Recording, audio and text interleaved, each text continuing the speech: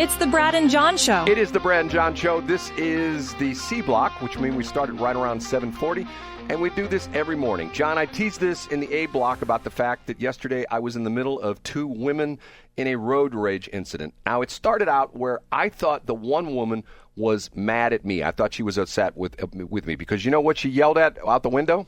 She said, "Hey, white boy, get out of my way." No, she said, "What would you do with a brain if you had one?" So I thought for sure she was talking to me. Thank goodness I can't hear that. Is that the Wizard of Oz thing? Yes, it is. Okay. Okay, there we go. All right. So you're in between two black women having an argument. So I'm guessing you're either in Worson Woods or you're in Ladue. So I'm not going to mention the location because, as John can say, he's going to. So you're in Wildwood, clearly, if you have two angry black women. Go ahead. Okay. One of them, and I'm in a multi-lane environment coming up to a stoplight. And apparently this altercation happened at the stoplight behind the one I was just through. And black lady on my left, black lady on my right, and they start trash talking each other. And like I said, I felt like I was in the middle of twin Jasmine Crockett's yelling back and forth at each other.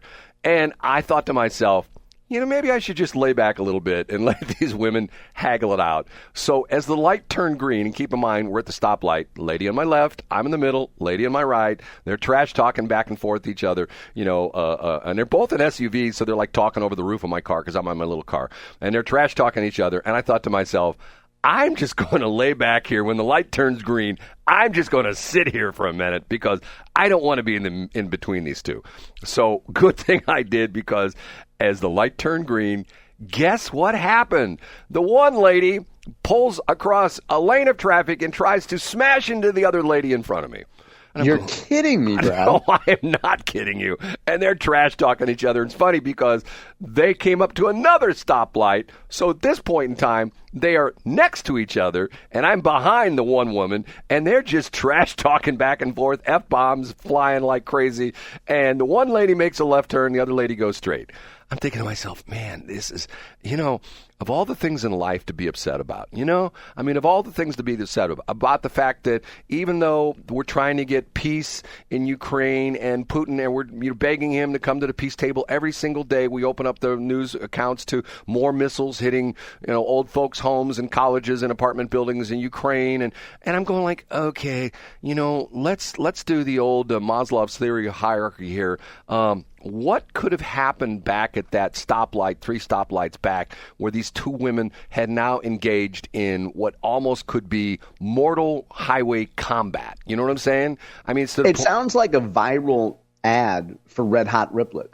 What happens when one person takes the last bag at Schnucks, right, and then Brad gets back in his car, and then there's a fight and Brad witnesses it? I mean, it speaks to the power of Red Hot Riplets. And then yesterday, I had an interesting day. I'm back in Warren County yesterday, okay? And I won't mention names, but there's a guy in Warren County who is a public official in Warren County who is sort of interesting because whenever I go out there, and I don't have much interaction with him, but I have interaction. I hadn't talked to him probably about a year and a half, 2 years ago. You know what our common denominator is, John? You're old crabby guys. We're both North County boys. So, no way. Okay. But and is he an elected official? I don't know if he's elected. I think it's an appointed official. But he's but he's a North County boy as well. Yes, he's sort of a high muckety muck kind of guy. And we got to the point where we were talking about the situation in St. Charles with the unnamed company that was going to build the infamous data center out there, which was going to pollute the groundwater and kill all sorts of coyotes and whatever was going to happen out there in St. Charles. And I said to him, this is Warren County, and I said to him, "Do you have that kind of problem out here?" And here's the story he tells me. He says, "Well, I've been doing this job for 6 years." And he says, when I first got here, I maybe got a couple complaints, a week. And he says, now it's to the point where that's like 80% of my job dealing with complaints. And I said, why is that? And his response was, all the people from St. Louis County and St. Charles County have moved out here into Warren County, and they think they're in civilization. The idea being is... I get it. Okay. And what do they complain to him about? What's the nature of their complaint? Anything and everything. What's interesting was I find out Who's the guy? Arnie, what's his name? Arnie Dienhoff. Arnie Dienhoff. If you know anybody who's in politics in St. Charles County, they know Arnie Dienhoff. Arnie Dienhoff shows up. If there's a city council meeting to discuss buying toilet paper for the restrooms at the parks in this particular, Arnie's there complaining, right? Well, we shouldn't get the 2-ply toilet paper. We should get the 1-ply toilet paper. So this particular gentleman, who shall remain nameless, tells me there's a woman in Warren County that comes and complains about everything. And I said, he didn't know this. And I said, you know what a NIMBY is? No. I go, not in my backyard. You know what a cave is? He goes, no. I go, Citizens Against Virtually Everything. He says, that's her. He says, no matter what, she's there to complain. No matter what. Every single meeting they have, she's complaining. And I'm thinking to myself, how sad must your life be that is your life? You know what I mean? It's like the guy that I've had, and unfortunately, I've had people contacting me for a while. I used to go back and forth with Ed Gulterman on Facebook because he was always, the Ed Gulterman story was his grandfather or great-grandfather was this very important guy in the city of St. Louis, and he was arts and entertainment guy, and he built the what was it, the Kiel Opera House, and he did this and he did that, and according to Ed Gulterman, remember Ed Gulterman, the running joke was Ed Gulterman was, and if Ed would have still been on Facebook when we had the tornado problem in the city of St. Louis and the alarms, the sirens didn't go off, you know what the real cause of that problem was? Kiel Opera House. Kiel Opera House, yes. They're mistreating Kiel Opera House because of the fact that if the city wouldn't allow, who's got it now? Is it? It's not Peabody anymore. Who is it? It's Stiefel. Stiefel. Yeah, I think it's Stiefel. Yeah. Stiefel has the theater and stuff like that. So I'm thinking to myself, how sad is your life when this is your life? You know what I'm saying, John? Yeah, I get it. It would kind of be like having a road rage incident with a poor old white guy right in the middle of you. John, you're not going to like when I say this, but all I can tell you was when I was between these two women, I was at the center car at the stoplight, and they're yelling back and forth. I shouldn't say this on the air, but I reached into my pocket and I took the safety off, if you know what I'm saying. Yeah, because you might have needed it. Right. So, in other words, by the way, the title of this on YouTube will be Brad stuck in the middle of an Oreo cookie. I mean, you're just a sweet, sweet white character in the middle of some crunchy blacks. You know what I'm saying? John, there's a Shelley Barr story that when Shelley and I one time, and I swear to God this is a true story, well, Shelley and I had lunch at the Wendy's out there in Chesterfield Valley. You know which one I'm talking about? You know where it's at? I know it very well, yeah. Okay, it's like next to all the fancy schmancy car dealers out there. It's near Culver's. It's on the same side as Culver's, right, on the north side of Chesterfield Airport Road. A little bit further down the street, okay? We're there, and a fight breaks out amongst the workers. And it was so bizarre because they're slapping and punching each other behind the counter. And I'm thinking to myself, I don't care what's going on. Just give me my food, you know? Yeah, which was their bottom priority. Yeah, they could care less about that.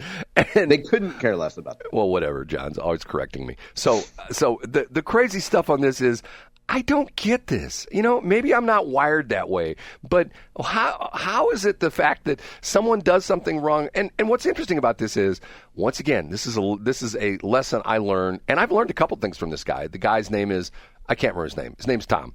And he runs a show. It's on The Patriot, and it's on Sunday afternoon. It's called Gun Talk. And his son now runs a company which does firearms training, but more importantly, they do training on de-escalation. And de-escalation, Brad. It's been a few days since you've talked about this. And this guy, what is de-escalation, Brad? Well, the point being is that if you bump into somebody in the store and they're like a little bit tight, and it was their fault. Let's say they bumped into you, and it was clearly their fault. They wouldn't look where they're going, or maybe they did it intentionally. And they start, buddy, you got a problem. You de-escalate that. You said, sir, hey, you know what? My fault, my bad. You know, I'm sorry. You know, didn't see you there. Even if it was the opposite way.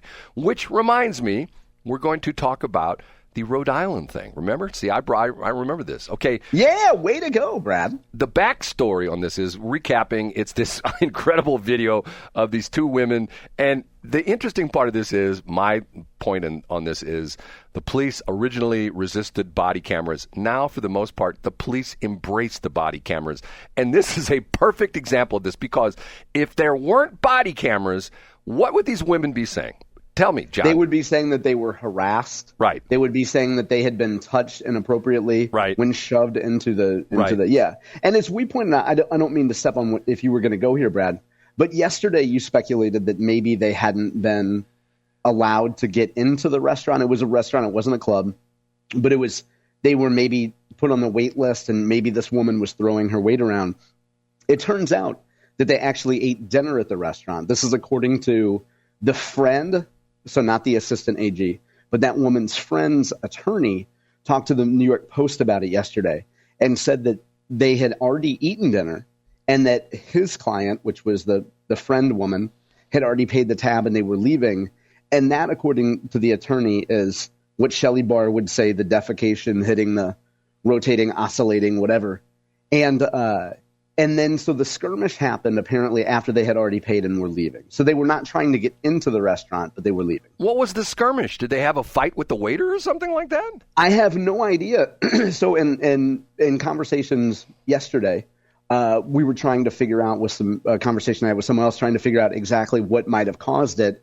I don't know. I mean, I could also see, Brad, complete speculation. Maybe the women were standing there waiting for an Uber, and the maitre d' was like, "You're drunk, please move to the sidewalk." And they got an attitude about that. Now, how do I describe this woman? A wildly attractive listener provided me feedback yesterday and said, speaking about the AG woman, quote, "She is not pretty enough to get off scot-free, and that is why she did not. Case closed. If she were hot, this wouldn't be in the news. She is a 6 at best, objectively." Wow. Women trash-talking women, huh? I think I wouldn't even call it trash-talking. I would just say that if you were, I think you've seen this before, Brad, and I'm going to use the Brad Hildebrand analogy in a moment. But if you have a woman who is objectively and superficially very attractive, and she sees a woman who is objectively less attractive, acting as if she is super hot, so in other words, that second woman is acting as if she's as hot as the first woman, that first woman will likely be tempted to say, whoa, honey, you are not a 9. You are maybe a 6. Okay, maybe a 7.5. But stop acting like you deserve pretty privilege, because I'm a 9 and I get pretty privilege and you're not as hot as me. Well, and so, Brad, the analogy to you, let me finish this real quick. The analogy would be, if John Combest was on the air, having done radio for 1.5 years, and I try to tell Brad Hildebrand, actually, Brad, the way you should run a radio station, Brad Hildebrand is going to be like, okay, that's adorable, John, but I've been doing this for 50 years. You don't really know what you're talking about, having done this for 1.5 years. So my point, Brad, women, especially attractive women, will get a little bit offended if a woman who's not as hot as she thinks she is tries to pretend that she's a 9. They do a little gatekeeping. You could imagine them with a velvet robe and a super hot chick being like, whoa, honey, you're not in our club. John, let me disagree with one point you just made there. My situation is that me being a now 50, is this 54 year for me now? Yeah, something like that. 54 years of being in the radio, owning. That's your real age, not your 90 age, right? Right, okay. Owning these stations for a long time, 27 years. If someone like you came along and after a month and a half said, Brad, I think I can really turn this place around and really do some good things, I say, knock yourself out, dude. That's what I say. Well, okay, we're not going to make this about us, but would you say you've been open to my ideas that I've given you since fall of 2021? Yeah, we've done every one of them, and they've all failed. Okay. Let's get back to Rhode Island. Yeah, okay, but let me paint the picture for those. But let's get back to the Rhode Island thing. Yes, but I do think that now I happen to disagree with this woman, because pretty privilege can also be, if that girl is pretty cute, most men are still going to treat her with kid gloves and kowtow to her and say, well, listen, honey, like maybe just come out to the road. The cop wasn't having it. The cop is like, whoa. you're going in the back of the car. Okay, but I think the thing that needs to be brought up, again, recapping this, is the call goes out for apparently some kind of a disturbance at this restaurant. And the police officer gets out of the car. He initially talks to these two women. Then he goes over to the maitre d's, like at a concierge kind of little table or something like that. And this is a element of the law, because I've talked about this before, that you see this all the time with videos. Hold on a minute. I had to clear my throat. Okay.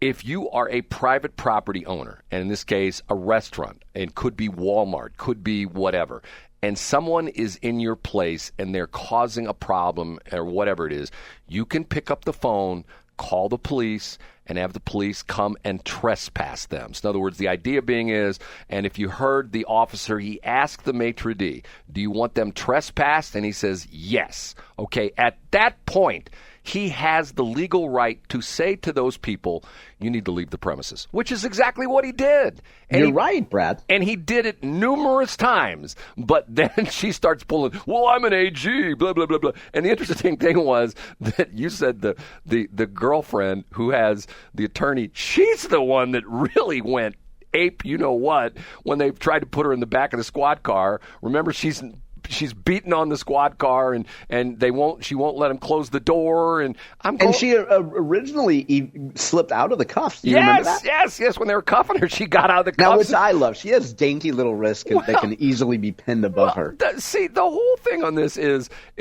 body cam, thank you, because of the fact that you know darn well the story would be spun a totally different way. And the interesting thing was, and I heard this addressed as well too, that she says, it's my civil right as a citizen. You have to turn the body camera off. And I read an interesting article yesterday. This varies by state, but most of the states have it that if you are a witness or you are a victim of a crime, you can say to the police officer, would you please turn your body camera off? Because they are the victim and the witness. And ultimately, but this woman is clearly not the victim, and she's perverting the law, so to speak. Exactly. She's essentially saying, well, as a citizen, I can tell you to turn the body cam off. I just don't know, Brad. I don't know if it's possible to be arrested if you're an attorney or if you were a former member of law enforcement.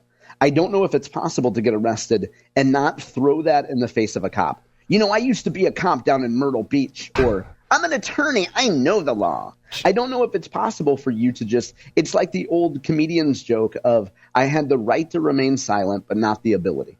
Well, John, it would be like me if I got into a scuffle with a police officer and I'd say, I used to be a police dispatcher. I mean, that's not going to go. Exactly. I mean, it's tantamount, Brad. That's a good comparison there. That's not going to go very far, and if the police officer had a sense of humor, he'd say, 10-4, get in the squad car, buddy. You're going to the Gray Bar Hotel. That's what he'd say. So, he'd say, get in the back car. You're going to jail. Okay. Now, Brad, tomorrow in C Block, or at some point, I want you to tell the radio story, because you've been teasing us for a couple days now. The radio story. Yeah, you said that yesterday you were disenchanted, or you had an experience with an advertiser that left you less than gruntled, perhaps even disgruntled. That was Monday. I mean, once again, it's to the point where it's so frustrating to me. I mean, it just. Did you provide them? Have you thought of doing something helpful, like giving them a Nielsen report? You think that would sway their opinion? Maybe Tegna could come in and give them some data? Funny you should mention that, John, because legally I can't mention Nielsen. If an advertiser says to me, what are your ratings? I can't ever mention Nielsen because they'll sue me, because I do not subscribe to Nielsen. Yeah, that's a pretty good thing, right? It keeps the riffraff from using their name. Right. Okay, John, we've had enough for today. Don't you agree? I agree. I can't wait to talk to you tomorrow, Brad.